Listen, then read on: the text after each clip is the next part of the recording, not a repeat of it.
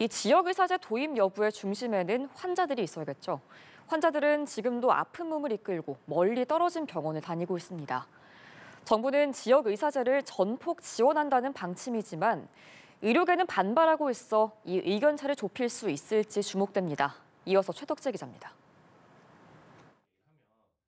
수년간 암과 싸워온 A씨. 가능한 좋은 병원을 찾으려고 노력했지만 집 근처에 없어 멀리 떨어진 병원을 다녀야 했습니다. 병마와 싸우는 것만큼이나 아픈 몸을 이끌고 여러 불편한 여건 속에서 병원을 다니는 게 힘이 들었습니다.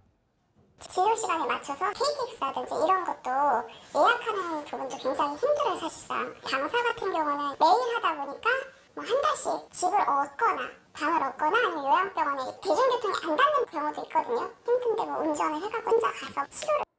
직장, 가정, 개인 생활을 희생해가며 이렇게까지 하는 건 시설이나 의사 수 등 지역 의료의 질이 서울 등 수도권에 한참 못 미치기 때문입니다.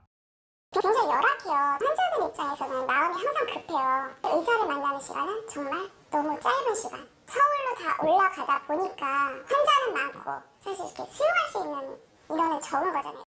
서울 등 수도권을 오가는 환자들 사이에선 대체적으로 지역의사제 도입 찬성 여론이 형성되고 있습니다.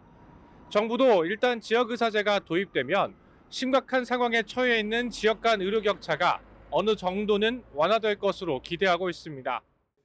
국회 보건복지위원회는 지난 20일 전체 회의에서 지역의사의 양성 및 지원 등에 관한 법률안을 의결했습니다. 지역의사 전용으로 선발한 의사들이 10년간 해당 지역 의료기관에서 근무하게 하는 내용으로 정은경 보건복지부 장관은 법안 통과 후 전폭적인 지원을 약속했습니다. 정부가 지역의료 격차 해결 방법 중 하나로 지역의사제를 꺼낸 건 우리와 똑같은 상황을 먼저 겪은 일본을 참고해서였을 가능성이 있습니다. 일본은 2007년 긴급의사 확보 대책으로 우리처럼 지역 쿼터를 따로 둬 의사를 뽑고 9년 정도 특정 지역 공공의료기관에서 근무하게 했는데 실제로 지역 쿼터나 장학금 혜택을 받은 특정 지역 출신 의사들이 그 지역에 남아있을 가능성이 더 높다는 조사 결과도 있습니다.